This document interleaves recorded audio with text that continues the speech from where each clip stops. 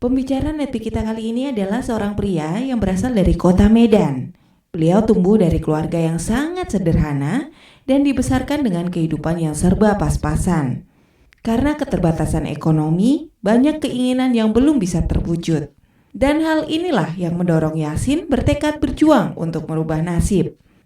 Berbekal lulusan D1 komputer telah mengantar Yasin mengadu nasib menjadi TKI Tenaga Kerja Indonesia selama 2 tahun di Taiwan. Dengan modal dari hasil kerja keras selama 2 tahun menjadi TKI, Yasin kembali ke Indonesia mencoba membuka usaha konvensional. Tapi hanya berjalan 6 bulan saja.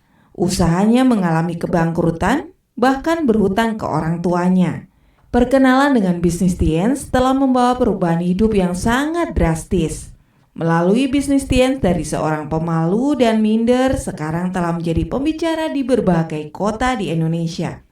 Menerima perjalanan gratis ke belasan negara dan telah menerima free luxury car yaitu BMW. Impian terbesar Yasin bersama pasangannya adalah bisa membantu lebih banyak orang mencapai kehidupan seperti yang telah beliau capai. Bagaimana proses perjalanan beliau menjalankan bisnis Tiens? Inilah success story dari Yasin. Selamat sore Bapak Ibu. Apa kabar Gorontalo? Teman-teman semua, ya saya Yasin, saya datang dari kota Medan. Saya ada sesuatu yang ingin saya berikan kepada Anda. Sebab bukan saya berikan, saya ingin ingatkan kepada Anda sesuatu ini yang penting banget. Dan sesuatu ini akan membantu Anda bisa membawa Anda punya perubahan hidup yang sangat besar. Apa itu? Ketika orang lahir pertama kali di dunia, Tuhan telah memberikan kunci ajaib kepada setiap orang ini. Siapapun Anda, ketika Anda lahir di dunia ini, Tuhan sudah memberikan kunci ajaib ini. Kunci ajaib ini sering sekali kita pakai. Apakah kunci ini? Kunci ini adalah keputusan. Apapun hasil hari ini, Anda suka atau tidak suka, semua murni karena bagaimana cara Anda memakai kunci ini. Mungkin hari ini Anda memutuskan datang ke acara ini dengan mengorbankan waktu dengan keluarga yang sangat berharga. Itu keputusan Anda yang kelihatannya negatif meninggalkan keluarga. Tapi Anda kalau pakai dengan benar kunci ini, di akhir nanti akan ada hal positif yang sangat bagus untuk keluarga Anda, Bapak Ibu. Dan semoga dari acara ini kita bisa bantu hidup Anda jauh lebih baik 1-2 tahun kemudian, Bapak Ibu. Sebelum saya cerita tentang perjalanan saya di usaha ini, saya ingin mengenalkan kepada Anda siapa Yasin dulunya. Saya sekarang usia 37 menuju 38. Ketika kecil, kami datang dari keluarga yang sangat sederhana sekali. Awal-awal saya lahir, keluarga, orang tua itu ngontrak rumah. Kemudian papa mama merasa perlu punya rumah. Nah, untuk beli rumah pertama kali di tahun 1982 di usia saya sekitar 3 tahun. Ya, rumah yang mau dibeli harganya 4 juta. Waktu beli itu bukan berarti orang tua punya uang.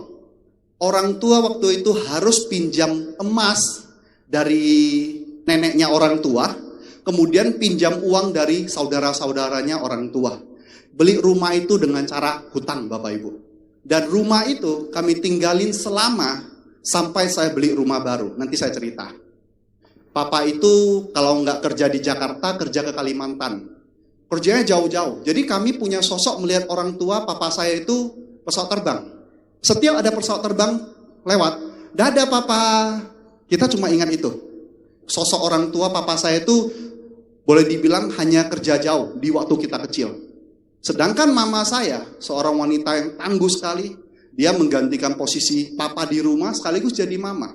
Saya yakin di ruangan ini juga banyak sekali teman-teman yang melakukan hal yang di luar kemampuan sendiri karena terpaksa. Nah, hari ini Anda datang ke ruangan ini, kami mau pastikan setelah pulang dari acara ini, Anda meluat sebuah jalan, sehingga Anda tidak dipaksa oleh keadaan melakukan sesuatu yang di luar yang seharusnya Anda lakukan. Kemudian, ketika masuk sekolah, saya termasuk anak pemalu, 3 saudara ya. 3-tiganya juga pemalu. Karena Anda perlu tahu, sosok seorang ayah itu penting di kehidupan anak-anak. Ibu ya membawa kita ke kehidupan. Tapi ayahlah yang mengajarkan kita kehidupan. Itu benar-benar. Tapi sosok ayah di kami itu nggak ada, sehingga kami itu tumbuh sebagai anak rumah, pemalu. Kalau ada family datang, ada keluarga kerabat datang ke rumah, saya milih berondok di kamar. Kalau seandainya nanti ada yang mama saya bilang, Yasin sini, panggil dulu om kamu, panggil dulu tante kamu. Paling saya keluar, om, tante, masuk kamar lagi. Setiap kali seperti itu yang terjadi. Kemudian dulu waktu saya lulus kuliah itu, D1, saya pernah kerja sebagai teknisi komputer selama 2 bulan. Kata teman saya, kalau mau kaya, kerja di Taiwan, jadi TKI. Oh ya? Iya, duitnya banyak. Nah, di pikiran saya, kalau seandainya punya uang banyak, saya akan buka usaha komputer. Kalau usaha komputer saya jalan, saya kaya, selesai, betul? Nah, banyak nggak teman-teman di ruangan ini berpikir kalau punya uang banyak dengan cara kerja banting tulang, akhirnya terkumpul uang, dan uang itu dipakai untuk usaha nanti. Contohnya ketika penghasilan sudah memadai, tabungan banyak, nggak mau kerja lagi, buka usaha. Betul? Kenyataannya berbeda. Saya kerja di Taiwan selama 2 tahun, uang yang saya kumpul tahun 2000 sampai 2002, itu yang bisa saya bawa pulang totalnya sekitar 60-an juta. 60-an juta di tahun 2002 besar nggak? Besar. Untuk usaha cukup nggak? Cukup. Masalahnya, di luar sana, yang namanya usaha konvensional, kalau Anda jalankan, tidak ada yang ngajarin Anda. Anda harus mencoba dan melakukan kesalahan, mencoba dan melakukan kesalahan. Lama-lama coba melakukan kesalahan, waktu biaya habis, betul? Yang terjadi apa Bapak Ibu? Yang terjadi semua modal yang saya bawa pulang dari Taiwan habis semuanya, habis. Saya bahkan punya hutang ke orang tua saya. Itu yang terjadi. Dan yang paling menarik lagi, ketika saya ngalamin masa-masa seperti itu, saya mengalami masa-masa paling sulit di hidup saya. 2 tahun di sana, orang Taiwan menganggap kita ini yang jadi TKI, itu seperti orang yang sangat-sangat miskin. Saya demi harga diri, ego gengsi, saya nipu. Saya bilang sebenarnya saya kerja di Taiwan mah cuma untuk jalan-jalan main-main. Saya itu kesini itu bukan benar-benar kerja. Kalau saya minta visa untuk jalan-jalan kan dikasih sebulan. Kalau saya kerja di sini bisa dapat visa untuk kerja. Setahun sekali diperpanjang. Lagian sambil dapat duit sambil jalan-jalan kan lebih enak. Dan saya pesan ke Anda itu bukan hal yang bagus Bapak Ibu sekalian. Karena suatu hari ketika Anda tidak mampu membiayai gengsimu, Anda akan hancur total. Bukan cuma soal di kehidupan di bisnis ini, tapi di luar sana banyak orang seperti itu. Banyak orang jadi pengusaha, karena sudah disebut pengusaha, mereka lebih milih untuk membiayai gengsinya sebesar mungkin. Dengan berbagai cara mempertahankan gengsi keluarga. Akhirnya yang terjadi apa? Udah bisnisnya sedang kropos, gengsi harus tetap dipertahankan. Begitu terjadi sesuatu, solusinya cuma satu, lari. Mungkin lari itu solusi yang baik buat si orang tuanya. Tapi bagaimana mental anak-anak? Dan beruntung sekali di bisnis ini saya kenal dengan rekan saya Bapak Naga Sugara, yang mana mentalnya bagus banget. Kalau ada kesempatan pastikan undang Pak Naga, dengar cerita beliau, bagaimana orang tua punya hutang 1 miliar lebih, dan beliau bisa tetap pertahankan, tetap perjuangkan, dan akhirnya melunasi seluruh hutangnya. 1 miliar lebih hutang lunas dari bisnis ini. Dan beliau salah satu orang yang paling banyak mengajarkan saya soal keuangan. Saya balik ke cerita tadi, pulang dari Taiwan, ya. Saya pulang dari Taiwan, kerja di Taiwan bukan enak, betul-betul dipandang rendah banget. Kalau teman-teman di ruangan ini pernah kepikir mau jadi TKI, mau jadi TKW, saran saya tidak perlu. Yasin pernah selama 2 tahun jadi TKI, udah pernah ngalamin pengalamannya, bawa pulang uang pun, usaha laptop yang saya jalankan, hanya dalam waktu 6 bulan saja, itu bangkrut. Dan menyisakan hutang ke orang tua. Dan itu titik paling rendah saya di hidup. Kenapa? Kerja selama 2 tahun itu kerja yang penuh dengan keringat, dan cucuran air mata. Saya anak pemalu, saya sulit jauh dari keluarga. Tapi keberanian saya waktu itu untuk keluar begitu jauhnya, itu karena sebuah impian. Saya ingin hidup berubah. Dan waktu itu saya mengatakan saya beruntung menggunakan kunci ajaib yang tadi awal saya cerita, yaitu keputusan. Saya putuskan untuk membuka kunci yang memberanikan diri untuk keluar dari kehidupan saya yang biasa untuk merubahan yang lebih baik. Tapi di sana saya banyak belajar. Dan itu yang membuat saya salah satu sangat mencintai bisnis Tiansi ini. Dan menariknya setelah saya bangkrut itu benar-benar kondisi yang sangat-sangat tidak nyaman, yang mungkin teman-teman pernah ada yang alamin. Setiap hari saya kerjanya tidur dan makan saja. Bahkan teman mau cari saya pun saya males. Teman mau ajak jalan-jalan, kebetulan tinggal 1-2 teman, ajak saya jalan-jalan, saya males. Kantong gak ada uang, semua serba gak ada dan hutang ke orang tua. Ya, saya juga kadang mikir, apakah saya harus balik ke Taiwan lagi kerja? Tapi saya merasa gentar untuk kembali ke Taiwan untuk bekerja. Jujur aja, perasaan siksaan mental di sana itu gak enak. Dimarah-marahin orang, ditunjuk-tunjuk, itu benar-benar saya gak mau hadapi yang seperti itu lagi. Saya gak mau. Tapi bagaimana ya, hidup harus jalan. Apakah saya harus bekerja lagi sebagai teknisi komputer? Saya di Taiwan pernah bekerja dengan lembur terbaik di satu departemen saya. Saya itu pekerja keras. Saya boleh pemalu, tapi saya seorang pekerja keras. Saya lebih takut miskin daripada kerja keras. Saya tidak tahu teman-teman yang lain. Tapi buat saya, miskin lebih berat daripada kerja keras buat saya. Di Taiwan saya pernah kerja 1 hari dari jam 8 sampai jam 8 malam. Besoknya jam 8 pagi sampai jam 12 malam. 16 jam kerja. Besoknya lagi jam 8 sampai jam 8. Besoknya jam 8 sampai jam 12 malam. Sehari 16 jam, sehari 12 jam. Benar-benar kerja keras gila-gilaan. Kamu udah gak mau nyawa kamu. Kamu lebih suka duit daripada uang. Di posisi itu saya dengar pun gak peduli. Kenapa? Teman saya kan gak tahu bagaimana kehidupan saya dan keluarga. Sejak saya di bisnis ini, saya diingatkan pentingnya bagaimana kita menggunakan kunci ajaib ini, yaitu keputusan. Saya bisa memutuskan untuk tidak menerima apa yang dia bilang. Anda kenal seorang wanita yang sangat luar biasa, namanya Oprah Winfield? Oprah Winfield, seorang wanita kulit hitam, yang ketika masih muda, itu diperkosa pamannya dan stres berat. Tapi wanita ini menggunakan kunci ajaib dengan tepat. Dia putuskan tidak mau larut di masa lalu dia, bahkan dia ingin hidup lebih baik. Itu keputusan yang dia buat. Ada orang nggak kena hal yang sama, kekerasan seksual ketika kecil dan akhirnya stres sampai dewasa dan jadi takut sama semua orang? Ada? Ada, itu keputusan. Tapi si Oprah Winfield tidak. Akhirnya dia menjadi salah satu orang paling berpengaruh di dunia saat ini dan salah satu orang paling kaya di dunia saat ini. Sebuah keputusan. Ya, terus apakah lingkungan mempengaruhi Anda sukses ataupun tidak? Lingkungan ada pengaruh nggak? Ada? Ada pengaruh. Tapi cuma 10% saja.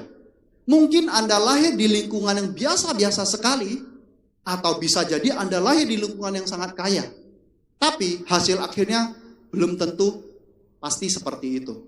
Seseorang lahir di lingkungan kaya, tapi membuat keputusan yang salah. Orang kaya ada nggak lingkungan yang buruknya?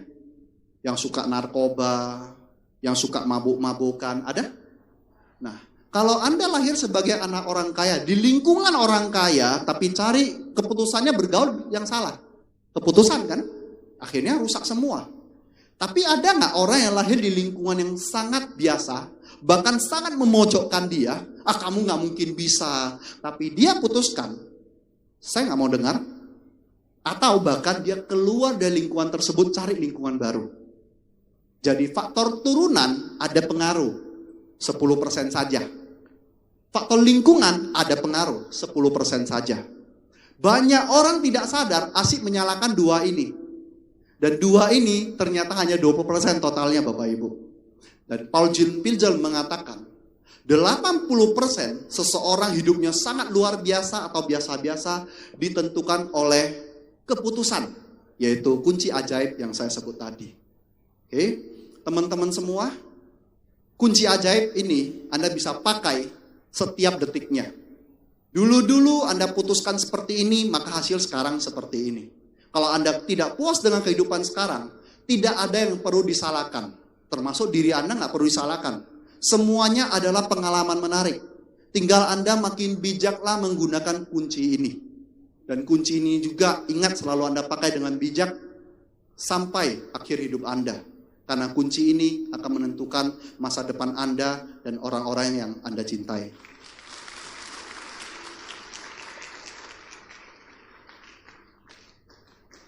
Saya pertama kali kenal dengan bisnis MLM ketika lulus sekolah sekitar tahun 1998.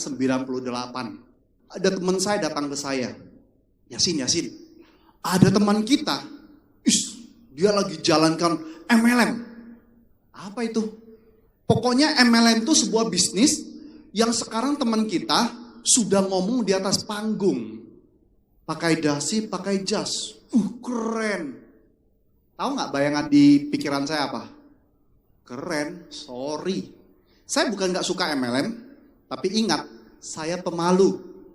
Pakai jas, pakai dasi, di atas panggung, diliatin orang. Bukan hidup saya. Bapak Ibu, ketika Anda memutuskan jalankan usaha ini, ingat, apa sih yang orang benar-benar butuhkan di bisnis ini? Ada orang memang tertarik di atas panggung berbicara. Tapi jangan salah orang, jangan salah kasih impiannya. Saya dikasih impian di panggung bicara, mana mau saya? Kalau dulu dikasih tahu bisa kaya mungkin saya mau. Tapi dibilang untuk bisa jadi pembicara keren, itu bukan maunya saya. Akhirnya di waktu itu, saya memutuskan tidak mau MLM dan saya takut dengan bisnis MLM. Karena harus di atas panggung, pakai jas, pakai dasi. Pikiran saya MLM itu bisnis yang di atas panggung, pakai jas, pakai dasi. Cuma itu doang, saya nggak mau. Oh biarin dia deh kalau saya enggak.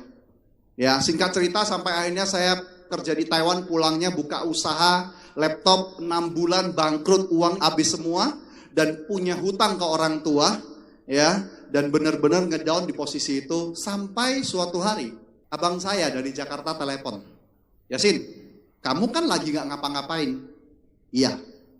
Kalau gitu, kamu coba dengerin, ada bisnis Tiansi, ya, bisa dapat mobil mewah, dan bisa banyak uang. Bisnis apa itu? MLM. Abang saya kebetulan belum ngerti tentang cara menggoda yang tepat, jadi main nyeplos saja MLM. Oh, kalau MLM saya enggak. Saya bilang langsung, MLM saya enggak. Kenapa? Karena Yasin melihat MLM itu adalah pakai jas, pakai dasi, berdiri di panggung ngomong. Yasin tuh pemalu, takut, bener-bener takut. Nggak mau. Abang saya bilang, emang kalau gitu lu mau ngapain? Ya apapun lah, yang penting jangan yang kayak gituan. Gituan itu adalah pakai jas, pakai dasi, ngomong di panggung, pegang mic, diliatin orang, nggak mau. Dulu saya berpikir seperti itu. Minggu pertama abang saya telepon, saya tidak mau, dari Jakarta ya, dia bilang hadir ke acara namanya Hotel Garuda Plaza, ke sana. Saya bilang, ya udahlah nanti lihat deh kalau ada waktu. Oke. Nah, abang saya ini ngotot. Walaupun beliau tidak ada di Medan, minggu berikut beliau telepon lagi. Yasin, apakah Anda sudah ke Hotel Garuda Plaza untuk lihat Tiansinya? Belum. Kenapa? Saya jawab, nggak tahu tempatnya. Kan saya anak rumahan kan, jadi nggak suka keluar. Jadi hotel itu ya lebih nggak tahu. Kalau mall mungkin tahu, kalau hotel lebih nggak tahu. Abang saya bilang, kan kamu boleh tanya ke mama, kayak ke siapa, kayak ya. Minggu depan ke sana ya. Ya. Oke. Nah, apakah abang saya menyerah? Minggu depan abang saya telepon lagi. Yasin, sudah lihat belum? Belum. Kenapa? Gak tahu tempat. Udah tanya sih, tapi gak ada teman. Kamu kan boleh ajak mama, ajak abang paling gede untuk sama-sama temani ke sana. Kenapa kamu gak ke sana? Alasan seperti itu. Kamu sekarang gak ngapa-ngapain. Emang kamu mau jadi apa ke depannya? Namanya abang kan. Minggu depannya telepon. Sudah ke sana belum? Jawabnya apa? Belum. Sudah minggu keempat. Belum. Kenapa? Acaranya hari Minggu sih. Kalau hari Rabu kan lebih oke. Kalau Minggu kan banyak teman-teman saya mau kumpul. Padahal saya sejak pulang dari Taiwan, teman saya lebih gak banyak lagi, dari 3 teman kurang jadi tinggal 1 teman. Kan ada teman banyak mau ajak ketemu, ngobrol, santai katanya. Coba hari Rabu. Yang paling menarik di bisnis ini adalah Anda tinggal datang lagi, ayo ke pertemuan. Teman Anda kalau nggak bisa, maka dia akan cari alasan, betul? Nggak apa-apa, kita kan ajak dia untuk minggu ini, dia cari alasan A. Minggu depan kalau dia belum datang, kita kan ajak dia. Ajaknya sama nggak? Yuk ke pertemuan. Sama, dia harus cari alasan yang B. Besok-besok datang lagi, dia harus cari alasan yang C. Kira-kira A, B, C sampai Z nyerah nggak? Nah yang paling enak, kita nggak perlu cari alasan lain untuk ketemu dia. Nggak perlu bilang, dia yang harus cari alasan, dia yang repot. Dan Yasin lama-lama stres nggak kalau dibuat abang saya kayak gitu? Dan satu lagi yang penting, ini ilmu yang saya dapat setelah saya baca buku. Ternyata apa yang abang saya lakukan ini hebat sekali. Salah satu buku yang dikarang oleh Presiden Amerika sekarang, Donald Trump. Beliau di bukunya mengatakan, berurusanlah dengan orang yang bisa membuat keputusan. Kalau saya buat keputusan kan masih di sekitar saya ini pribadi. Tapi orang yang bisa mendesak saya benar-benar buat keputusan siapa? Mama saya. Mama saya yang bisa buat keputusan. Kenapa? Karena Yasin masih tinggal di rumah mama. Yasin masih makan dari mama. Jadi mamalah pembuat keputusan yang paling besar untuk Yasin. Minggu depan mama saya yang bicara. Yasin, kamu mau ada kemana? Oh enggak, hari ini, malam ini di rumah saja. Oke, cocok. Kita berangkat. Kemana? Hotel Garuda Plaza. Nah, kebayang nggak? Kalau seseorang yang memegang peran penting di hidup Anda sudah buka suara. Ya, ini urusannya kalau saya nggak mau dan nolak terus, mama bisa stop makan saya, kasarnya gitu loh. Ya, masih utang lagi sama mama. Ya udah deh, berangkat. Pas berangkat sampai, cari kan nggak tahu tempat kan? Ini pemalu, nggak tahu, pokoknya kira-kira aja. Sampai sana Hotel Garuda. Oke, masuk, ketemu satpamnya. Mama saya yang tanya, saya di samping aja. Mama halo, ada apa? Seminar Tiansi ya? Tiansi, nggak ada seminar hari ini. Selamat. Tuhan pun tidak mengizinkan saya di bisnis ini, istilahnya saya. Di waktu itu, terus si satpamnya bilang, Ibu, kalau setahu saya, seminar Tiansi itu bukan di Garuda Citra, tapi di Garuda Plaza. Iya, nah ini Garuda Citra. Garuda Plaza seberang hotelnya. Aduh, saya nggak ngerti. Kadang kan orang cuek kan, oh nggak ada, selesai. Udah kan? Ini kenapa cerewet banget sih ini orang? Dulu saya pikir cerewet, tapi bayangkan kalau dulu orang ini nggak cerewet. Bisa nggak Anda bayangkan hidup Yasin seperti apa hari ini? Mobil gak punya, kerja penghasilan mungkin 1-2 juta, hidupnya mungkin menikah pun belum kali ya. Ya, itu benar-benar mengerikan. Jadi dulu saya anggap itu cerewet, sekarang saya katakan itu pasti malaikat. Itu pasti malaikat kiriman Tuhan. Kalau dulu saya bilang mah cerewet, saya kesel ceritanya, dasar. Akhirnya keseberang lah. Udah malas banget nih. Nah, saya nggak tahu, datang bayar. Abang saya wong Jakarta juga baru mulai toh, nggak tahu bayar. Begitu sampai masuk pintu acara Tiansi ya, udah rame acara Tiansi iya. Waktu dulu zaman tahun 2003 itu masuknya 8.000. Satu tiket 8.000. Bayar. Kebayang nggak? Film yang Anda nggak suka nonton, nggak suka banget, benci, dan Anda dipaksa nonton, ditraktir mending bisa tidur di dalam, betul? Dan dipaksa bayar. Ya mau tak mau, daripada di stop nanti subsidi apa ini itu kan selesai. Nah, kebiasaan orang-orang yang pemalu cari tempat duduk paling belakang, penuh. Terus datang satu orang, bisa saya bantu? Mama saya bilang mau cari tempat duduk. Oh ya silakan, saya antar Anda. Oh dibawa, ya udah ikut aja deh.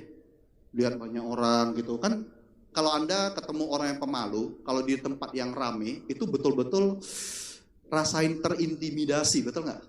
Terus yang paling parah adalah semua penuh kecuali baris pertama. Diantar sampai paling depan dan silakan duduk. Dan ketika saya duduk, di posisi saya benar-benar sangat tidak nyaman, saya duduk, lihat, teman-teman yang di sini rata-rata saya perhatikan duduknya masih pakai pantat toh, masih tegak toh. Kalau saya duduk pakai pinggang. Soalnya kebayang nggak udah males banget loh. Jadi selama acara ngomong apa di depan, bener-bener gak paham. Sayanya gak paham. Biarin lah, pokoknya selesai pulang deh. Tapi namanya manusia, Anda gak mau lihat ke depan pun, tutup mata pun, emang telinga bisa tutup? Gak mungkin dong. Nanti orang bilang saya gak waras, betul gak? Nah, mau tak mau ya dengerin lah. Dari awal sampai akhir saya gak ngerti apapun, gak ngerti. Oke? Karena saya ini seorang teknisi komputer, ngertinya laptop. Bisnis gak ngerti. Produk kesehatan lebih tidak ngerti lagi.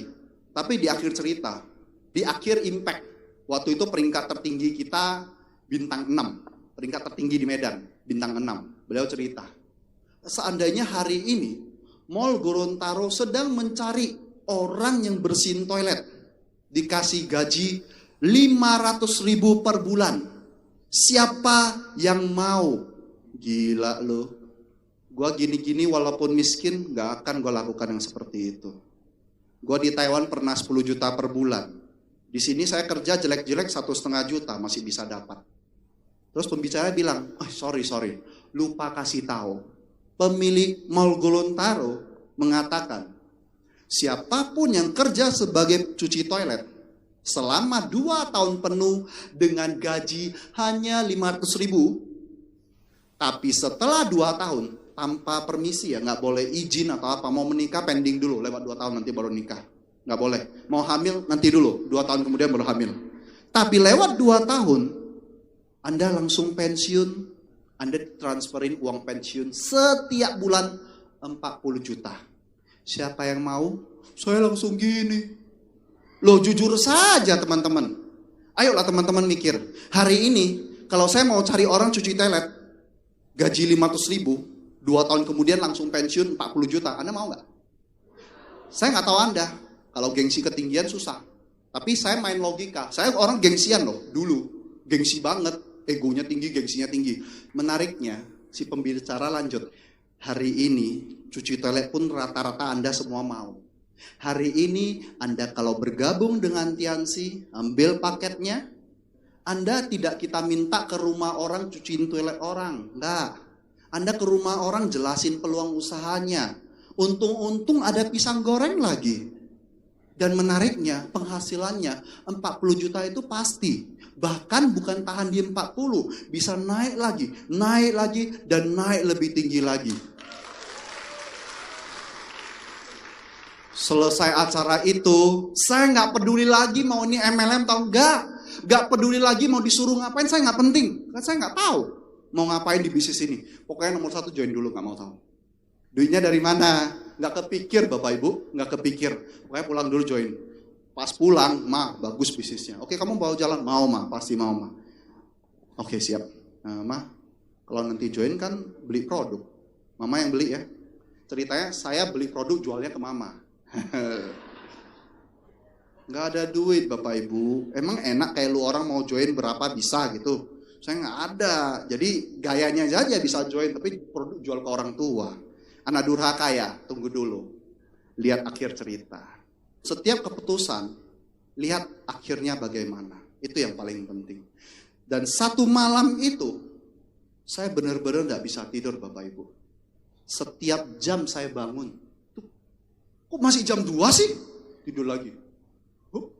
Kok cuma jam 3 sih? Seumur-umur saya pulang dari Taiwan bangkrut, baru kali ini bangunnya jam 6 pagi. Keren banget.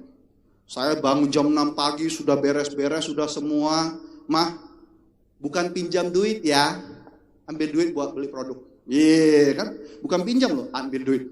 Wong pinjam utang masih belum lunas, pinjam lagi. Ceritanya ambil duit buat beli produk, join. Ceritanya akhirnya saya bergabung, ya. Setelah bergabung, nah pilih produk yang mana? Saya pribadi bilang, pokoknya sembarangan pilih yang bisa orang tua pakai. Pokoknya pakai aja. Abang saya waktu itu kirimin cuma brosur pendaftaran doang. Saya daftar sendiri ke stokis di Medan. Saya daftar sendiri waktu itu. Nah, singkat cerita, saya benar-benar di kota Medan itu tidak ada yang bina. Saya harus belajar, harus menimba ilmu itu hanya di pertemuan. Saya nggak punya upline di kota Medan. Upline saya semua di Jakarta. Ya, saya mulai proses bergabung di usaha ini. Setelah gabung, saya mulai jalan. Ya, yang pertama saya jalan itu saya coba prospek teman. Namanya orang kalau bertamu ke rumah orang ngobrol-ngobrol pasti tanya dong. Jadi Yasin kamu kerja apa? Kalau saya berbisnis. Bisnis apa? Tiansi. Apa itu? Ini bisnis bagus. Saya cerita yang toilet tadi. Jadi begini. Intinya coba kamu pikirin. Ada seorang yang mau cari karyawan untuk bersihin toilet. Bla bla bla bla bla bla. Tahu nggak hasilnya apa? Join dia belanja produk 500.000. Gampang ya. Tanpa perlu bantuan toh awalnya. Nah setelah cerita toilet itu berhasil di satu orang ini, berlanjut orang ini kan saya ajak untuk cerita toilet ke yang lain, betul nggak? Iyalah, saya cuma tahu presentasi yang paling tinggi itu toilet. Loh, di bisnis ini nggak perlu cuci toilet gini loh. Produknya, ini lihat brosur sendiri. Brosurnya waktu itu buku yang luarnya hijau, dalamnya fotokopian gitulah, nggak ada warna. Ya pinjamin orang baca sendiri, nggak ngerti produk benar-benar.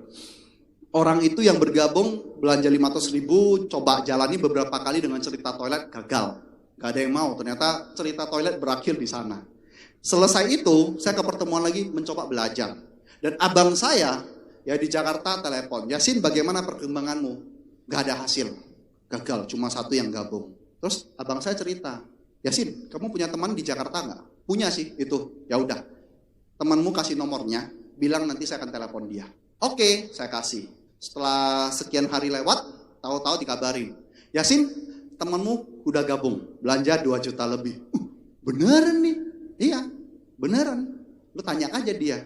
Saya telepon. Iya, saya udah gabung, bisnisnya bagus. Yes! Cerita apa kok bisa? Saya tanya abang saya. Gimana sih caranya itu? Kan saya berhasil pakai cerita toilet 500.000 omset lah. Abang saya pakai ilmu apa? Cerita apa kok bisa 2 juta lebih belanjanya? Baik. Dia bilang, salah satu cara adalah kamu itu hadir selalu di pertemuan, pelajari cara di pertemuan, apa yang pertemuan ngomong, lu ngomong persis seperti itu. Oh gitu toh. Iya, coba kamu lakukan. Di sanalah awal mula saya mulai memakai sistem di bisnis ini. Awal saya benar-benar brutal. Dan salah satu yang ketika saya mulai jalan bisnis ini, ternyata beda dari yang saya bayangkan. Di awal tidak perlu langsung pakai jas ke panggung, saya takut Bapak Ibu. Itu asiknya bisnis ini. Terus satu lagi, ketika saya jalan ke usaha ini, ketika saya mengejar mulai ya di awal-awal, yang namanya berjuang, saya itu benar-benar pantang menyerah orangnya. Saya sudah pernah buktikan di Taiwan. Nah, proses perjuangan saya bagaimana? Saya sama seperti Anda pada umumnya dengan kondisi memulai yang mungkin di bawah Anda.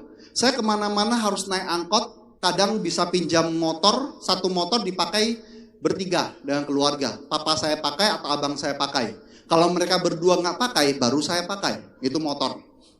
Itu motor perjuangan. Ya di awal benar-benar keuangan nggak punya apa-apa, jadi ya punya motor yang pakai. Nah ini menarik. Ketika saya naik motor itu hujan, namanya naik motor pasti kena hujan toh, betul nggak? Saya sudah siapin plastik untuk taruh handphone. Takut handphone basah rusak. Akhirnya kalau pas hujan ya tinggal balut aja. Tapi janji jam berapa saya kejar ke teman. Akhirnya basah sampai ke tempat teman. Nah pertanyaan kalau udah basah Anda milih pulang atau Anda milih lanjut? Itu urusannya kunci yang Anda pakai. Kunci yang Anda pakai. Saya pilih maju terus. Sampai di rumah teman saya sampai kaget. Ngapain kamu hujan-hujan masih begini? Gak perlu segininya kalau berbisnis katanya. Tapi singkat cerita sambil gemetaran, pokoknya ini bagus. Ini saya ceritain. Akhirnya mungkin ya karena kasihan dia beli 1 kalsium, 1 kotak. Dan akhirnya nama dia hanya ada 1 kotak kalsium, selesai. Nggak pernah ada jalankan lagi. Tapi it's okay. Yang akan menilai semua ini bukanlah teman saya, tapi yang Maha Kuasa. Tuhan melihat kerja saya. Jadi setiap kali ketika Anda menghadapi tantangan, kendala di lapangan, lihat ke atas. Apapun cobaannya akan saya jalani. Tanpa ngeluh Bapak Ibu. Ingat ucapmu, doamu.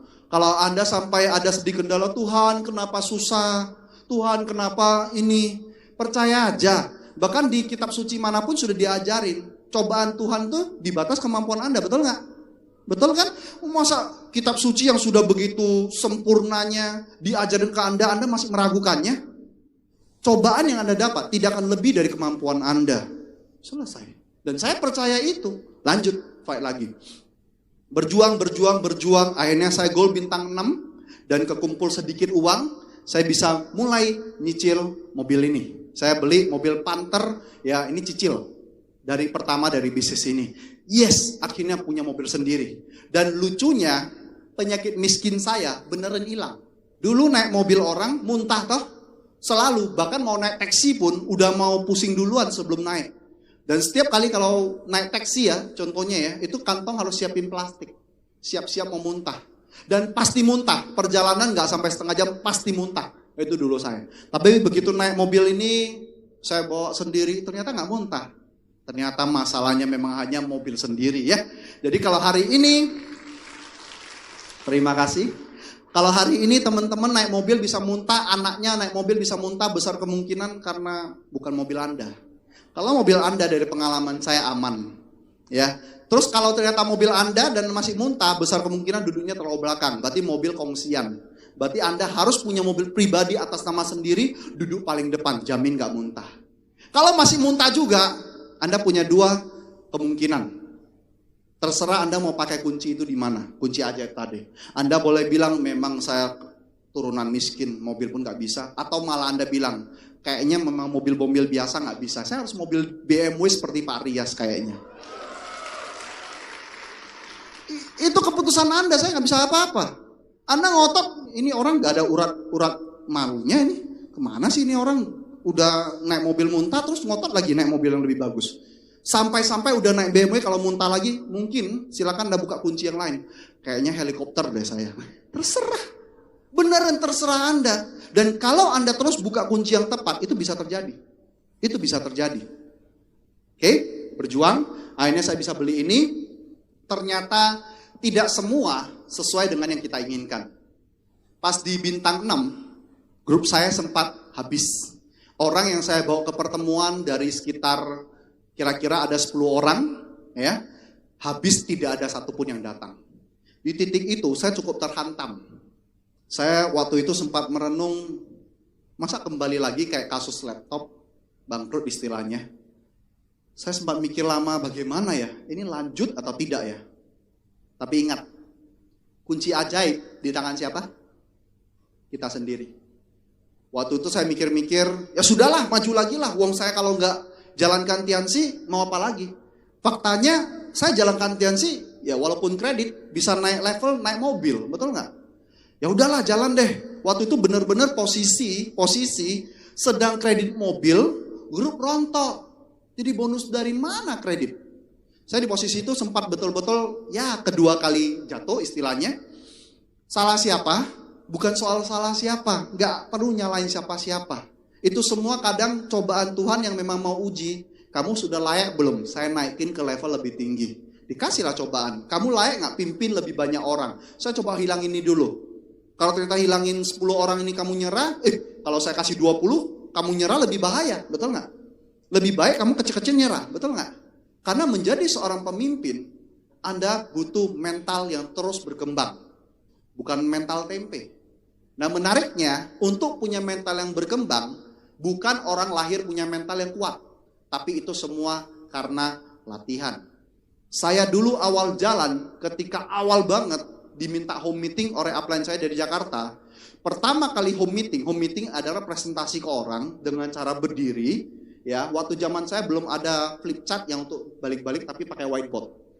Itu saya cerita membelakangi seperti ini. Bayangkan ya, sekitar 2 jam. Keringat, jagung, netes-netes, pokoknya parah. Selesai saya malah turun tanya ke downline, kan gak punya upline. Gimana presentasi saya? Berantakan. Terus, tadi lupa yang ini sama ini sama ini.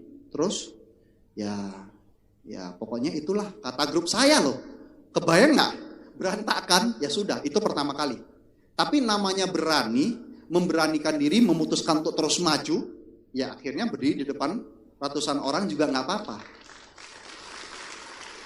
Teman-teman, kalau saya tanya Anda percaya nggak dulu saya pemalu kayak gitu? Mungkin Anda bilang, nggak mungkin lah di panggung, wong gayanya kayak gini, betul? Tapi dulu memang benar saya seperti itu pemalunya. Bahkan, ini aib. Saya dulu di sekolah, SD, saya pernah sesak pipis. Saya kan duduk paling belakang, paling takut duduk depan. Sesak pipis. Kalau di kelas kan, kalau mau pipis kan berdiri, jalan sampai tempat guru di depan, permisi bu, mau ke kamar mandi, betul? Saya untuk duduk paling belakang berdiri, saya takut begitu berdiri semua lihat saya takut. Apalagi sampai jalan saya dilihatin, saya takut. Akhirnya saking gak tahan, saya pernah ngompol di kelas. Kalau ngompol pas tidur, wajar lah ya, waktu kecil ya. Ini ngompolnya pas sadar, aduh. Terus waktu keluar main-main, saya nggak berani berdiri. Saya pakai kaki saya ngelapin biar nggak nampak bekasnya. Terus kalau saya berdiri kan nampak basahnya, saya duduk terus. Nggak berani kemana-mana. Itu saya alamin dulunya. Tapi gini-gini orang yang ngompol gini berdiri di panggung loh, Gold Lion loh. Bapak Ibu tenang aja, Anda nggak perlu ngompol dulu baru Gold Lion, nggak perlu. Saya ngalami masa terpuruk itu, dan saya buat keputusan yang tepat dengan kunci saya. Saya buka pintu yang tepat. Untuk maju lagi, saya lakukan yang namanya konsultasi. Di bisnis ini, kabar baiknya, kita punya tim bisnis, yaitu para orang yang mengundang Anda dan rekan-rekan di atasnya. Anda punya kesempatan belajar dari mereka. Setiap proses-proses yang Anda alami. Jadi Anda bukan sendirian kayak di luar sana, jalankan usaha gagal, gak ada yang mau ngajarin, malah menjegal Anda. Betul gak? Di luar sana berbisnis, mana ada yang mau ngajarin? Jatuhin Anda yang benar. Tapi di bisnis ini, upline Anda selama Anda mau berjuang dan mau belajar, mereka gandeng Anda berjuang bareng. Dan waktu itu saya kontak upline saya di Jakarta. Upline saya cerita, kamu baca buku gak? Enggak sih. Oke, kamu baca buku Berpikir dan Berjuang Besar dan Bagaimana Mencari Kawan dan Mempengaruhi Orang Lain. Itu 2 buku yang sangat luar biasa sekali. Dan di buku itu dijelaskan tentang apapun yang terjadi di hidup Anda, itu karena Anda mempercayai bisa terjadi. Baik itu sesuatu yang buruk ataupun baik. Hal buruk yang terjadi di hidup kita karena sering kita pikirin. Hal baik yang terjadi di hidup kita itu karena kita sering pikirin. Maka sering dikatakan ucapmu doamu.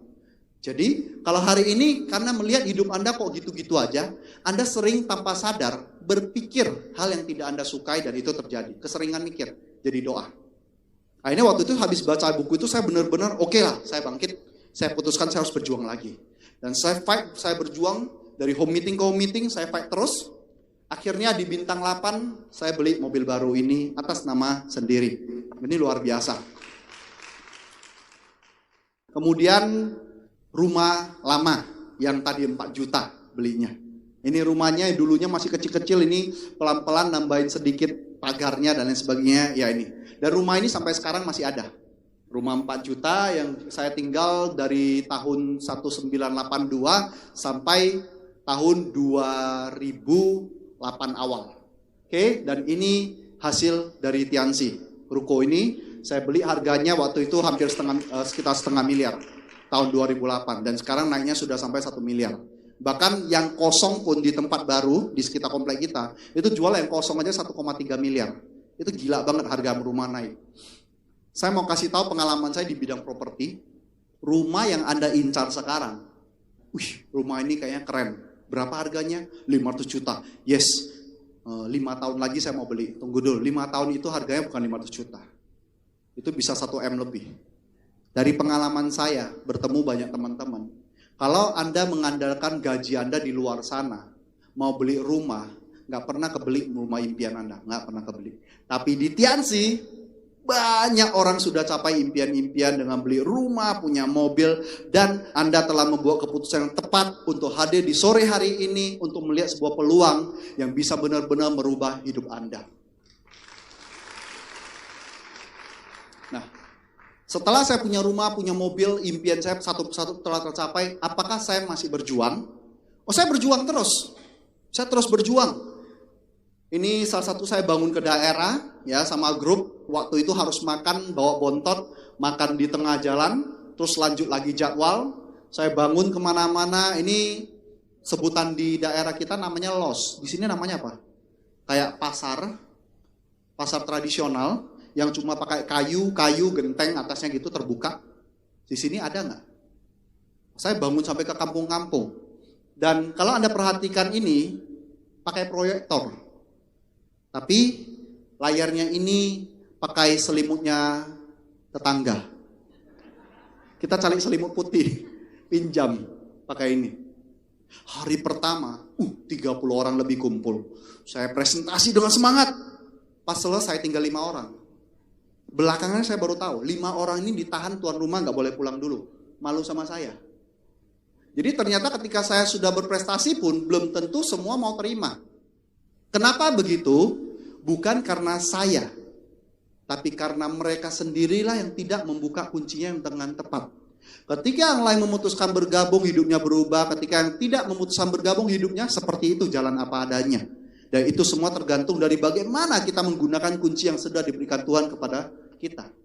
Tinggal Anda selidiki aja, apakah Anda puas dengan kehidupan Anda hari ini? Kalau Anda puas, bagus. Selama ini berarti kunci yang Anda pakai sudah tepat. Tapi kalau hari ini Anda merasa ini kurang, itu kurang, teman-teman, bisa jadi kunci yang Anda pakai hari ini belum terlalu maksimal, belum tepat saja. Tidak ada yang salah dan benar. Pelajari pengalaman tersebut, lanjut jalan lagi. Tapi teman-teman semua, saya perlu cerita ke Anda. Ketika Anda jalankan usaha ini, belum tentu Anda harus alami ini. Belum tentu. Saya cuma pesanin satu hal. Apapun yang Tuhan kasih di depan Anda, rezekinya ambil. Jangan saya maunya kayak gitu. Kan selalu kita bilang, kita berusaha, Tuhan yang menentukan, betul nggak? Jangan dibalik. Tuhan kasih cobaan, ada grup di sana. Jauh banget. Jalannya rusak, susah. Masuk terlalu pelosok. Ini kalau Tuhan sudah kasih apa yang ambil aja. Betul? Biar Tuhan nentuin hasilnya kemana akhirnya. Itu yang saya yakinin dan saya berjuang terus. Saya jalan terus, bahkan tidur di tempat penduduk, tempat grup, ya. Apakah Anda harus alami, teman-teman? Belum tentu. Bisa jadi akan ketemu, hadapi aja, jalankan aja. Karena itu Tuhan yang tentuin jalannya. Anda jalani. Kalau tidak ketemu, ya sudah. Ketemu yang bagus-bagus, ya sudah, syukurin. Berarti Tuhan pingin Anda jalur di sana. Kalau saya katakan, dimanapun dikasih, saya akan sikat. Makanya kenapa waktu One Vision bilang, Pak Yasin, isi acara di sini ya. Siap. Saya nggak pernah nolak-nolak kayak gini. Siap. Apalagi sampai ke sini Gorontalo itu pengalaman pertama saya. Sampai ke timurnya daerah sini, jauh banget. Jauh. Tapi saya mau. Kenapa? Saya sudah dengar nama besar daerah Gorontalo di bawah kepemimpinan Pak Rias dan Pak Sarif. Grupnya besar sekali di mana-mana, ya, sampai buat pertemuan ramai seperti ini, sampai nama besar beliau sampai ke Kota Medan. Ya, nanti juga saya akan undang Pak Rias ke Kota Medan juga. Nah, ini juga saya bangun di Kota Medan, di mall-mall, di food court, di mana saya tetap bangun. Nah, ini sekilas saya cerita tentang hasil yang kita dapat di usaha ini. Terus terang ketika Anda memulai usaha ini, keputusan yang Anda ambil, kunci yang Anda pakai tadi, mungkin di awal buka pintu pertama, itu pengorbanan. Kesannya kok negatif ya. Mungkin ketika Anda mulai usaha ini, Anda harus korbankan masa bersama keluarga.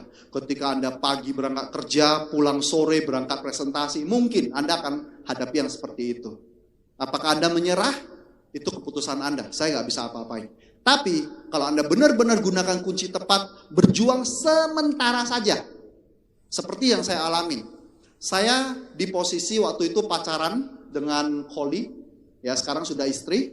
Waktu itu kami gak ada waktu pacaran. Ketika orang lain bawa pacar jalan-jalan di mall, nonton, kami barengan jalan-jalan namanya presentasi. Kami kemana-mana presentasi. Kadang saya bawa pacar saya waktu itu, saya turunkan dia di satu tempat grup, dia presentasi di sana, saya ke tempat lain presentasi. Pulangnya saya jemput, kita bahas soal hasilnya. Itu mungkin banyak orang katakan pengorbanan, tapi saya katakan itu proses. Hasilnya apa? Hasilnya apa yang orang lain tidak bisa nikmati, kami nikmati. Yang pertama, ini kita dapat pacaran di Malaysia, ya, di Twin Tower. Ini pacaran di Bali, dari Medan ke Bali jauh banget loh, lebih dekat ke Malaysia, ya. Ini ke Bali pacaran sampai ke Hong Kong. Ini kita ke Hong Kong. Hasil Tiansi semua. Kemudian salah satu impian saya karena waktu mulai usaha ini nampak majalah, banyak leader Tiansi masuk majalah, kok keren ya.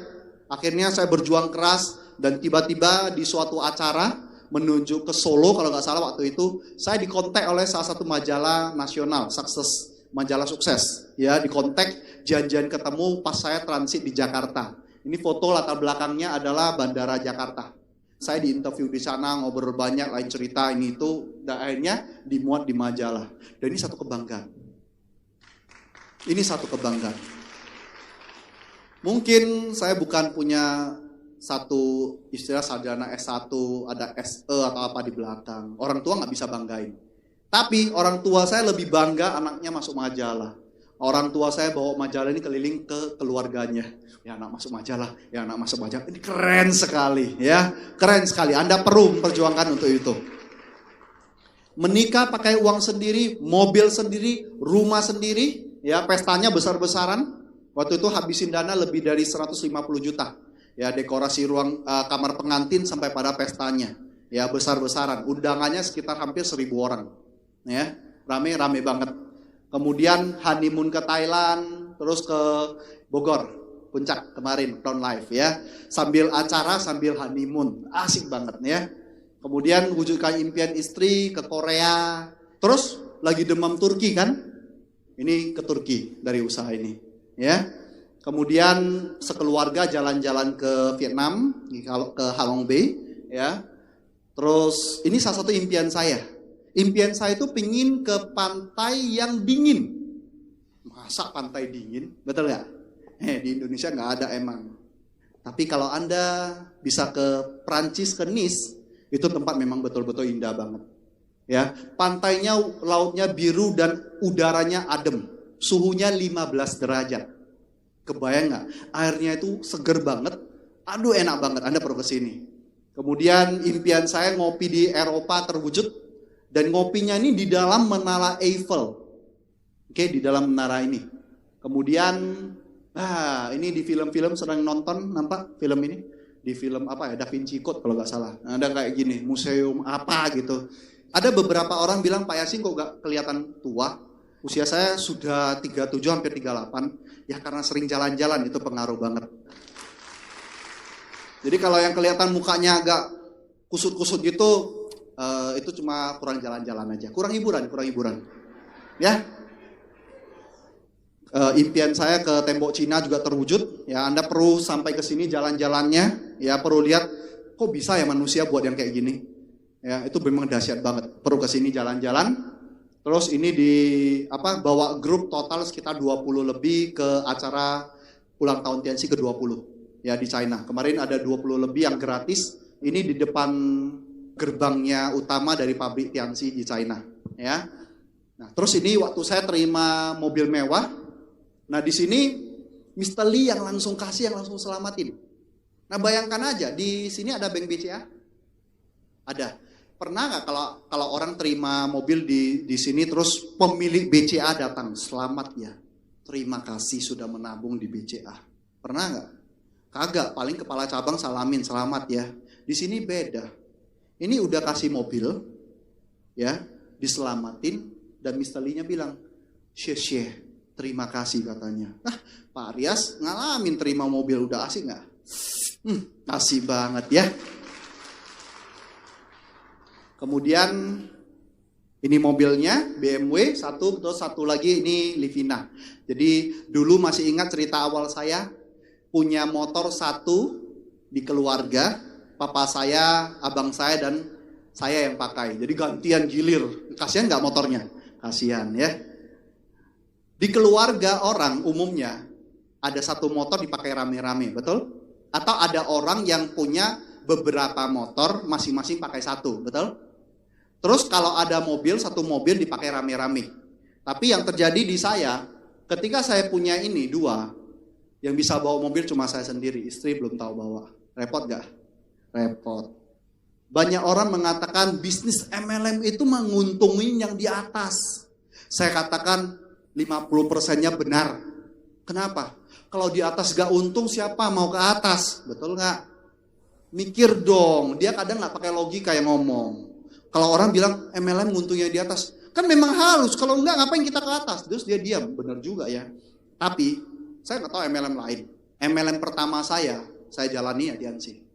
Ya, dan di Tianxi, Ibu Linda Simatupang ini join Tianxi 1 tahun setelah saya join. Tepatnya 1 tahun 2 bulan setelah saya join. Berarti telat sebulan. Betul nggak? Telat 1 bulan. Tapi kami naik sebagai penerima mobil mewah di panggung yang sama, di hari yang sama, Bapak Ibu. Kalau ada yang mengatakan bisnis ini hanya untungin yang di atas, saya katakan salah. Bisnis ini menguntungkan secara adil. Menguntungkan bagi orang yang mau berjuang. Pak, tapi kalau saya berjuangnya sedikit-sedikit gimana? Kalau Anda berjuang sedikit-sedikit di mana-mana juga gak jadi apa-apa, betul? Betul. Bisnis ini sama seperti bisnis di luar sana. Bedanya, bisnis ini jauh lebih gampang. Bisnis ini enak. Siapapun boleh gabung. Kalau ketemu yang gak tepat, yang gak serius, yang gak masalah, income-nya ya terbatas di sana. Kita boleh cari kedalaman dan kita gak perlu bayar pesangon apa-apa. Terserah orangnya mau jalan tidak. Itu enaknya bisnis ini. Resikonya kecil banget. Di bisnis ini, kita bebas tentuin kapan mau bekerja, kapan mau bersantai. Nah ini ketika saya mau bekerja, ya saya kerja benar-benar. Tinggal Anda pakai kunci kemana. Anda boleh bilang, hari sial pulang saya. Boleh? Boleh. Tapi hasil akhir kan tahu kan kemana arahnya. Gak bagus, betul gak? Tapi saya milih, ya udah perbaiki. Setelah perbaiki, saya lanjut lagi jadwal saya. Terserah bagaimana Anda pakai kuncinya. Itu kunci di tangan Anda. Kalau saya pakai kunci, saya lanjut. Kenapa saya lanjut terus berjuang? Karena yang bisa kita dapat di bisnis ini jauh daripada sekedar uang saja. Saya ingin cerita 2 hal yang paling luar biasa terjadi di hidup saya. Yang pertama, pada waktu istri saya kehamilan pertama, ketika masuki usia kehamilan ke-8, tiba-tiba terdeteksi oleh dokter bahwasannya istri saya plakemsia, darah tinggi, dan langsung dokter bilang operasi. Saya kaget, kenapa gitu? Pokoknya harus operasi, pilih hari, secepatnya, bahaya katanya. Saya nggak terima, kan waktu kalau lahir belum waktunya nggak bagus. Kita cari ke dokter lain. Sampai ke dokter lain, ngobrol-ngobrol, cek. Dokter minta istri saya keluar sama mertua saya keluar dulu.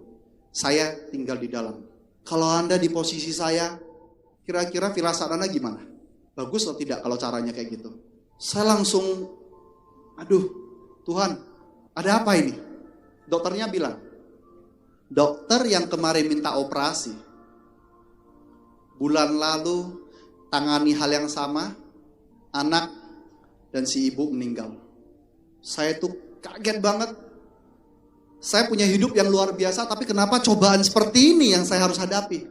Saya benar-benar mempertanyakan ini ke Tuhan. Kenapa harus ini terjadi?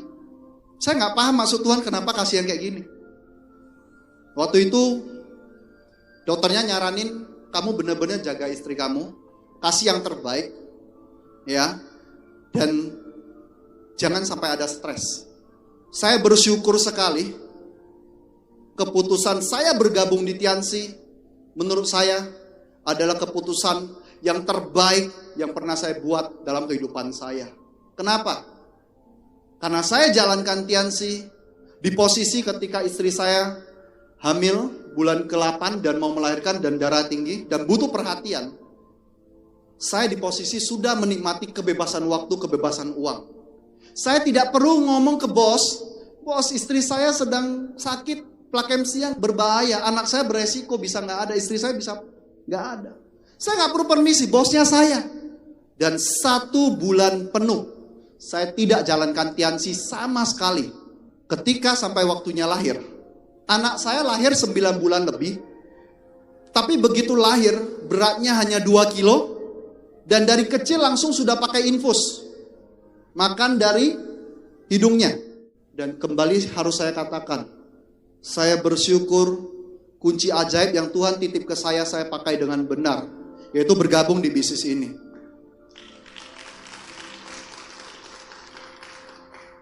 Saya ngeri membayangkan, kalau dulu saya menolak bisnis ini, kalau dulu saya hanya menjadi orang biasa-biasa bekerja di luar sana. Kalau ini terjadi di posisi saya tidak di bisnis ini, siapa yang jaga istri saya? Nggak ada. Bisa jadi saya akan kehilangan 2 orang yang paling saya cintai di muka bumi ini. Karena Tiansi, ini terbantu. Setelah lahir anak ini, beberapa kali pas di rumah sakit ketika istri baru melahirkan, anak orang sudah diantar, dikasih lihat ke ibunya. Anak saya belum diantar. Kami betul-betul deg-degan.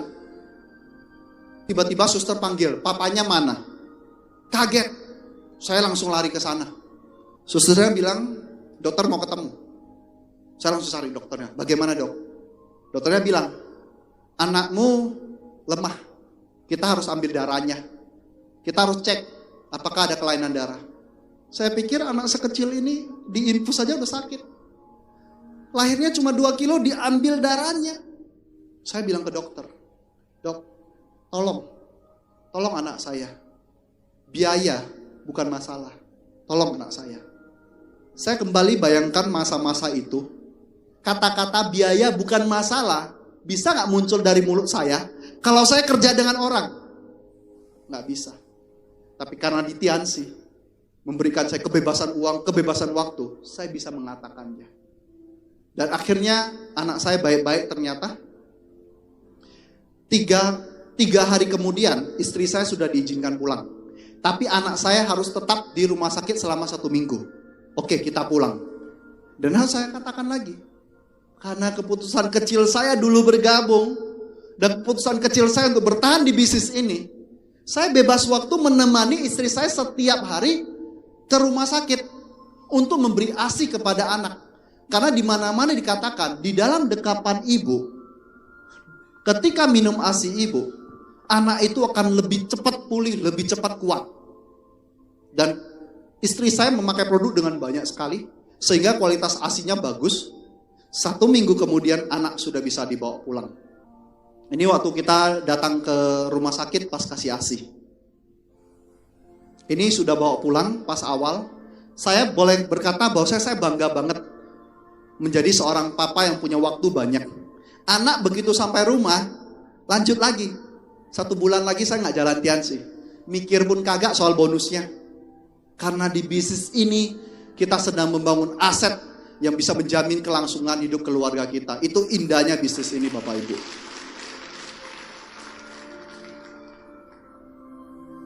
Ulang tahun anak saya yang pertama, setelah genap 1 tahun, kita adakan pesta ulang tahunnya di panti asuhan. Saya bukan tipe yang suka bikin acara mewah-mewah, begah-begah, dinikmati untuk orang-orang di sekitar saya yang kehidupannya lumayan baik. Tapi saya pingin kebahagiaan saya dan keluarga saya juga bisa dinikmati oleh orang yang merindukan kehidupan seperti itu, yaitu para anak-anak panti asuhan. Saya sangat salut dengan Pak Rias yang punya impian mau bangun panti asuhan. Mereka banyak sekali orang yang tidak bisa tersentuh oleh pemerintah. Siapa lagi kalau bukan kita? Dan ini salah satu nilai dari bisnis ini yang tidak bisa Anda dapatkan dengan bekerja di luar sana. Sulit. Kalau Anda jadi pengusaha pun di luar sana, begitu ada modal lebih, mau tak mau, Anda antara bayar hutang di bank, atau Anda ekspansi usaha, kembaliin ke usaha Anda. Tapi di bisnis ini, bonus Anda besar, Anda tidak perlu kembaliin ke perusahaan ini. Nggak perlu. Anda nggak perlu tambahin investasi, tidak perlu. Uang kerja bisnis ini hanya presentasi dan presentasi. Dan saya benar-benar sangat mencintai bisnis ini. Bukan karena uangnya, nilai ini yang tidak kita dapat di luar sana. Ini salah satu kejadian yang luar biasa, yang saya baru sadar. Kenapa Tuhan mengizinkan istri saya mengalami darah tinggi dan meresikokan anak saya? Saya sadar, Tuhan melalui jalan hidup saya menitipkan pesan buat teman-teman semua. Suatu hari, keluarga Anda di saat tertentu tiba-tiba akan meminta waktu berharga Anda. Pada waktu itu, apakah Anda bisa langsung memutuskan memberi atau harus permisi ke orang lagi? Saya sadari Tuhan ingin titipkan cerita ini kepada teman-teman melalui pengalaman saya. Maka saya semangat sekali ketika diminta ke Gorontalo. Saya semangat cerita yang seperti ini kepada teman-teman. Ketika orang yang Anda cintai membutuhkan Anda bisa setiap saat di sekitarnya. Itu salah satu nilai yang saya dapat dari bisnis ini. Ini soal ayah dan ibu. Orang yang mencintai kita hingga dia menutup mata ialah ibu. Orang yang mencintai kita dengan tiada ekspresi mata, itu adalah ayah. Ibu memperkenalkan kita kepada dunia, ayah memperkenalkan dunia kepada kita. Ibu membawa kita kepada kehidupan, ayah membawa kehidupan kepada kita. Ibu menjaga kita supaya tidak lapar. Tapi ayah membuat kita tahu makna lapar itu. Ibu memberi kita kasih sayang, ayah memberi kita tanggung jawab. Ibu mengajar kita berjalan, ayah mengajarin kita jalan hidup. Ibu mengajarkan kita melalui pengalaman, ayah mengajar kita untuk mendapat pengalaman. Kasih ibu diketahui semenjak kita dilahirkan. Kasih ayah diketahui bila beliau sudah tiada.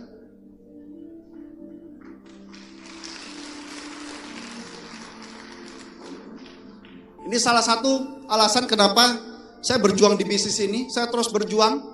Saya ingin cerita ke dunia betapa besar pengaruh keputusan saya bergabung di bisnis ini. Ini kedua orang tua saya. Impian papa saya salah satunya ke tembok Cina. Saya bisa wujudkan dari bisnis ini. Jadi pas kita kumpul keluarga makan-makan. Foto ini ternyata menjadi foto terakhir kumpul keluarga.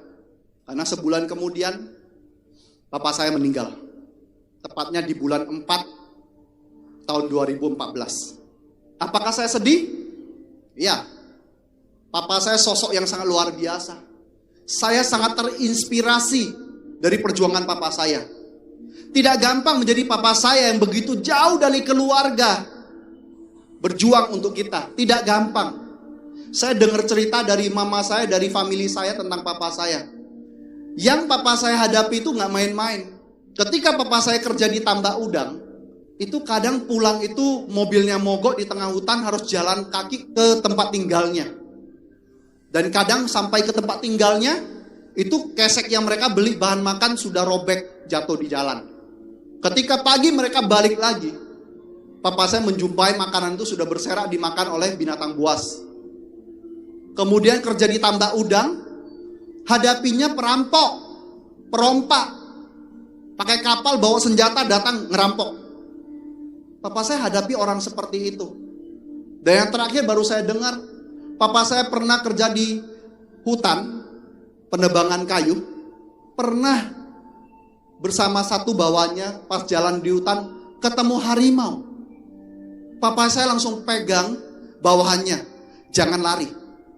Papa saya berusaha terus menatap mata harimaunya. Dan papa saya terus ngomong, jangan kamu lari. Karena begitu pernah lari, itu pasti langsung diterkam. Papa saya menghadapinya binatang buas. Makanya ketika saya jalankan usaha ini, ketika ditolak orang, apa sih artinya? Mata orang, biasa aja. Mata harimau itu, wah, itu bisa sampai lemas badan kita hadapinya. Itu salah satu inspirasi luar biasa buat saya.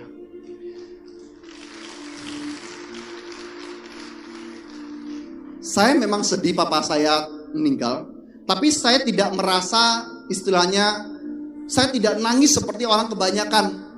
Setiap orang ada saatnya. Pengabdian papa saya di dunia ini sudah selesai. Sudah saatnya kembali ke Yang Maha Kuasa. Saya ikhlas.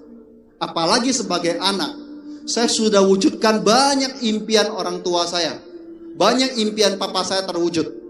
Dari usaha ini saya sudah bisa bawa papa saya ke China jalan-jalan. Ketika saya terima mobil mewah, saya bisa bawa papa saya dengan mobil mewah itu ketika jalan-jalan ke rumah bosnya. Sampai bosnya bingung. Sampai teman-teman papa saya bilang, Pak Herman ngapain lah kamu kerja lagi, anakmu sukses kayak gitu. Papa saya ketika pulang dari China pernah membuat artikel tentang Tianxi. Jadi mereka tahu Tianxi itu sebesar apa. Dan mereka pada bilang, anakmu sesukses ini ngapain lagi kamu kerja. Saya pernah bilang ke papa saya, Pak, saya sudah menikmati kehidupan yang luar biasa. Papa kerja cukup untuk kesenangan papa, bukan untuk uang lagi.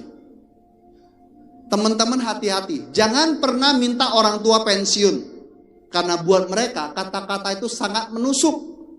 Artinya kamu sudah tidak bisa berguna. Tapi Anda cukup katakan, Pak, anakmu sudah bisa mandiri, sudah dewasa, bahkan sudah lebih dari cukup untuk menghidupi papa mama. Papa cukup kerja untuk kesenangan papa saja. Itu kedengaran indah banget. Indah banget. Bukan sampai di sana saja. 1 bulan setelah papa saya meninggal, 1 bulan penuh saya temani mama. Saya ajak mama tinggal di rumah saya. Saya punya waktu. Saya gak perlu permisi bos. Dan 1 bulan penuh saya temani mama saya. Tapi ternyata Tuhan kembali memberikan saya cobaan. Mama saya setiap hari pulang ke rumah lama bersama abang saya. Karena ada ngajar les Mandarin mama saya. Mama saya jatuh dari tangga dan patah bagian atasnya ini. Di dalamnya patah. Mama saya orang yang benar-benar tegar. Begitu abang saya telepon, Yasin, mama jatuh dari tangga. Saya langsung bilang, aduh Tuhan. Papa saya baru pergi, kenapa sekarang mama saya lagi? Baru jalan 1 bulan. Tapi mama saya luar biasa, wanita yang tabah. Dia ambil telepon, dia bilang, Yasin, mama cuma kaki gak bisa jalan. Kepala berdarah sedikit. Tapi mama masih sadar. Kamu bawa mobil pas kesini pelan-pelan saja. Itu luar biasa Bapak Ibu. Mama saya sudah seperti ini masih mikirin keselamatan saya. Setelah itu, ya saya bawa berobat, coba beberapa tempat, kemudian konsultasi ke dokter. Ada beberapa dokter yang menyarankan memang harus operasi. Biaya operasi antara 20 sampai 60 juta. Waktu itu saya cerita ke mama saya soal operasi. Ya, mama saya langsung mikir, waduh, biaya yang besar. Kami keluarga yang sederhana. Kami hidup dari dulu keluarga yang sederhana. Jadi angka sebesar itu buat mama saya amat sayang. Mama saya sempat mikir, usia saya tinggal berapa lama lah. Mama saya sudah usia 70 waktu itu. Mama saya sempat mikir usia saya sudah berapa. Ngapain habisin duit sampai sekian juta, puluh juta hanya untuk ngobatin orang tua renta ini. Kayaknya sayang gitu. Sakit hati saya. Tapi saya waktu itu, saya harus katakan lagi, saya bersyukur banget. Saya pakai kunci saya dengan baik. Keputusan saya bergabung Tiansi. Saya langsung bilang ke mama, Ma, operasi saja. Uang operasinya 60 juta pun itu belum menghabiskan bonus saya bulan lalu. Bahkan belum sentuh tabungan saya. Kalau saya tidak di Tiansi, saya mungkin lihat mama seperti ini, saya ikutan stres. Jangan operasi mah, itu duit besar untuk kita semua. Saya pernah lihat begitu banyak orang ketika terjadi musibah di keluarga, yang pertama dipikirin uang. Saya baru saja ketemu satu teman saya. Ketika istrinya di kondisi sudah pecah ketuban dan dokter katakan harus operasi, dia masih sempat ngomong ke abangnya, kalau bisa jangan operasi, biayanya mahal. Aduh, jangan sampai itu terjadi di Anda Bapak Ibu. Ambil bisnis ini, ubah hidup Anda. Dan bisnis ini bisa jadi salah satu keputusan terbaik yang Anda pernah buat di dalam hidup Anda. Akhirnya mama saya bawa ke rumah sakit yang sangat bagus sekali. Rumah sakit ini bahkan di atasnya bisa turun helikopter. Ada hotel di atasnya. Ini di Medan. Dan semua biaya bisa beres. Dan ternyata Tuhan menunjukkan hal yang luar biasa. Kita dapat diskon di rumah sakit ini. Kalau Anda jadi anak berbakti, Tuhan akan selalu buat jalan Anda lancar aja. Itu luar biasa. Ternyata pemilik rumah sakit ini ada kenalan mama saya, kenalan papa saya, gurunya papa saya. Dan mereka langsung kasih diskon. Itu luar biasa. Ini pas operasi, dan setelah operasi selesai, terapi produk, sehari saya 3 bungkus kalsium saya kasih. 3 bungkus. 3 minggu kemudian, mama saya pakai fisioterapi, sudah mulai belajar jalan. Suster yang nanganin mama saya mengatakan, Nek, saya selama terapi orang, apalagi seusia nenek, belum pernah 3 minggu sudah bisa jalan seperti nenek. Kalau bukan produk Tiansi, mama saya harus seperti apa menderitanya. Ini setelah operasi gak sampai setahun, kita bawa jalan-jalan ke Genting Highland, Malaysia. Punya kebebasan waktu. Saya bawa mama saya sama istri saya bisa pedicure kesukaan para wanita, rawat kuku kaki, kuku tangan, ya. Dan semua ini bisa saya nikmati karena bisnis ini. Teman-teman semua, orang tua seperti ini banyak kita jumpai. Mungkin salah satu dari Anda. Anda berbohong ke anak bahwasanya cukup uang untuk kuliah, cukup uang untuk sekolahnya. Anda bawa mereka makan, mereka pingin makan enak. Anda beliin tapi buat mereka saja, Anda sendiri nggak makan. Anda bilang, oh enggak, papa sedang nggak lapar, oh mama sedang tidak lapar. Padahal Anda berbohong. Ketika mereka butuh uang sekolah, Anda berbohong lagi. Oh ya, nanti mama usahakan. Padahal pinjam sampai ke rentenir. Tapi demi sekolah Anda berbohong, mengatakan iya, baik demi kebahagiaan anak, demi anak Anda tidak merasa malu kepada teman-temannya. Saya percaya Anda sebagai orang tua pasti punya hati mulia seperti itu. Tapi saya katakan ke Anda, jangan lagi berbohong ke anak Anda. Ketika anak Anda tahu Anda berbohong demi mereka, mereka lebih bersedih, lebih menderita daripada mereka tahu kenyataan mereka nggak punya. Saya sudah membuat keputusan bergabung bisnis ini, dan itu menjadi keputusan terbaik dalam hidup saya.